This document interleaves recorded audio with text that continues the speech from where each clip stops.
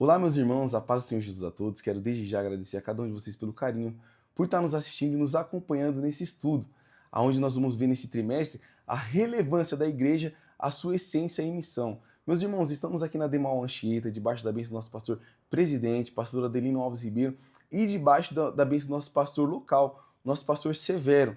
Meus irmãos, na lição de hoje, a lição de número 7, nós vamos falar sobre a relevância da igreja para o crescimento e a vida do cristão. No tópico de número 1, o ministério ajuda o crescimento do cristão. Meus irmãos, a igreja ela tem um papel fundamental na vida do cristão, pois a igreja ela vai nos proporcionar diversas coisas. A comunhão com os nossos irmãos, o apoio um dos outros, o fortalecimento da nossa fé e até o nosso próprio ministério. Então nós vamos ver que a partir do momento que nós começamos a seguir a Cristo, a partir do momento que nós aceitamos a Cristo como nosso único e suficiente Salvador, nós já vamos começar a exercer o nosso ministério, porque Jesus ele vai nos dar uma missão, que é ir a todo mundo e pregar o evangelho. Então, a partir do momento que nós começamos a pregar a palavra de Cristo a todo mundo, nós começamos a crescer, tanto como discípulos de Cristo, quanto espiritualmente. Então, nós vamos adquirir uma maturidade para poder exercer o que está escrito na palavra de Deus em nossas vidas. Meus irmãos, nós vamos ter diversos exemplos dentro da Bíblia de como seguir o ministério de forma correta, de como crescer tanto espiritualmente como discípulo de Cristo. E a igreja primitiva, ela vai nos apresentar. Em Atos dos Apóstolos, capítulo 2, no verso 42, a Bíblia vai dizer que a igreja primitiva, ela crescia no partir do pão, na comunhão, nas orações, mas uma coisa muito importante, que era na doutrina e nos ensinos dos apóstolos. Então nós vamos ver que para crescer ministerialmente, para ter um crescimento na nossa vida com Cristo, não é só ensinando, mas também é aprendendo. Paulo foi um dos grandes mestres da Bíblia. E Paulo ele precisou um dia sentar para aprender com Barnabé, para aí sim ter seus filhos na fé, que foram diversos. Então, meus irmãos, a nossa vida, para nós crescer na palavra de Deus, para nós crescer como pessoas firmes e constantes, através da Bíblia, através da palavra de Deus, nós precisamos sentar para aprender também. E faz parte dessa aula de hoje, que é o ensino e o aprendizado. Então, meus irmãos, que vocês possam ficar com essa aula de hoje, que vocês possam ficar com esse tópico e que Deus venha tocar no coração de vocês. Deus abençoe a cada um de vocês e fiquem agora com o próximo tópico. Continuidade à nossa lição, o segundo tópico que tem por título o convívio na igreja e o crescimento cristão. O comentarista, ele começa esse tópico falando que a qualidade do ambiente em cujo contexto alguém está inserido exerce forte influência sobre esta pessoa. Em outras palavras, ele fala que o ambiente onde nós estamos exerce influência sobre nós. A igreja, ela deve influenciar as pessoas que estão inseridas nela. A igreja deve dar suporte. É na igreja que as pessoas encontram tudo o que é necessário para que possam crescer e se desenvolver, enquanto pessoas, enquanto cristãos, enquanto servos do Senhor. Sobre isso, Aristóteles certa vez falou que o homem necessita da comunidade para alcançar a sua plenitude.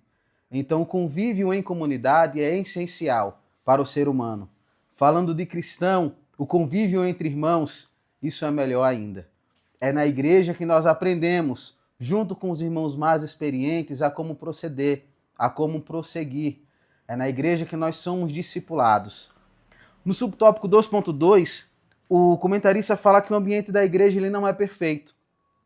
Algumas pessoas acabam cometendo o erro de imaginar que a igreja é tudo perfeito, as pessoas são todas perfeitas. Mas, na verdade, somos seres humanos que estamos juntos buscando o nosso Criador. Estamos juntos buscando a perfeição. E aí, o apóstolo Paulo fala sobre isso tanto em Efésios 4, versículo 2, quanto em Colossenses 3 e 13. Ele fala que nós devemos suportar os nossos irmãos. E a palavra que ele usa, suportar, é o grego anekomai, que significa dar suporte, pegar na mão, se for preciso, carregar nos braços. Na igreja, nós devemos suportar os nossos irmãos, e esse suporte é ajudá-lo até chegar aos céus. O comentarista finaliza o tópico 2 falando sobre a necessidade de servir na igreja, porque o serviço na igreja é essencial para o nosso crescimento. Nós crescemos enquanto cristãos quando nós servimos. Quando nós estamos ocupados com a obra do Senhor, nós nos aproximamos do Senhor. E quando estamos próximos do Senhor, nós não conseguimos olhar para mais nada, a não ser a grandeza do nosso Deus. No terceiro tópico, o comentarista fala sobre a lei do crescimento por meio do fazer. Em outras palavras, ele fala sobre a teoria e a prática. Não adianta apenas saber, mas eu tenho que pôr em prática. Quer um exemplo disso? Quando alguém tira a habilitação, na autoescola geralmente aprende apenas a dirigir de forma básica. Mas se essa pessoa parar de dirigir, ela vai esquecer e pode até ter medo de dirigir. Mas com a prática, quanto mais ela dirige, mais ela perde o medo e melhor fica na condução. A mesma regra se aplica ao estudo de um idioma, por exemplo. Se eu estudo o inglês, um francês, e eu não pratico, eu acabo esquecendo. Mas quanto mais eu pratico, melhor eu fico no idioma.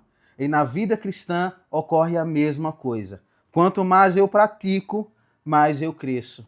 Quanto mais eu estou envolvido na obra do Senhor, mais eu desenvolvo os talentos que Ele me deu. E mais próximo eu chego do meu Criador. Subtópico 3.1, o comentarista fala sobre como desenvolver os talentos recebidos de Deus.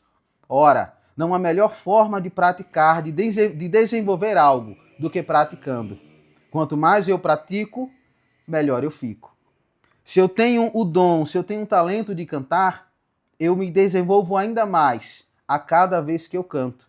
Eu me desenvolvo mais pregando a cada vez que eu prego. Então a prática nos leva à perfeição. No subtópico 3.2 e 3.3, ele fala que o crescimento está presente na vida cristã e essa é uma lei para hoje.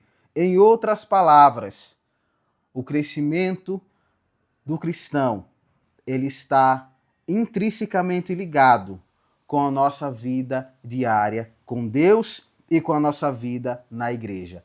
O cristão, ele só tem uma opção, é crescer, é desenvolver. Nós não fomos chamados para parar e ficar quietos, não. Nós fomos chamados para crescer e nos desenvolver. O exemplo disso nós vemos em Ezequiel capítulo 47, a torrente de águas purificadoras. Quando Ezequiel é levado à beira do rio, ele não é instigado a ficar parado, ficar acomodado com a água apenas nos tornozelos, mas a cada vez mais ele é instigado a mergulhar. A cada vez mais ele é instigado a entrar na torrente de águas purificadoras, até que chega um momento que ele não consegue mais andar e ele precisa nadar nessas correntes de águas. A vida cristã é da mesma forma.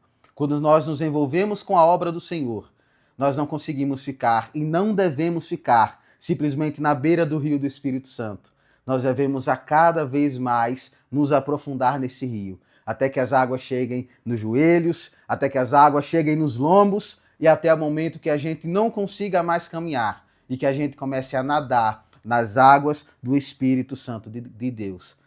A importância da igreja para o crescimento e a vida do cristão é essencial que nós estejamos envolvidos na obra do Senhor, envolvidos nos trabalhos da igreja, porque quanto mais envolvidos nós estivermos, menos nós olhamos para as coisas dessa vida, menos nós olhamos para os problemas do dia a dia e mais olhamos para o autor e consumador da nossa fé.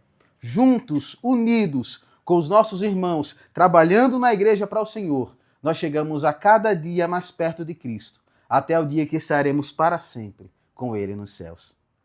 Deus abençoe.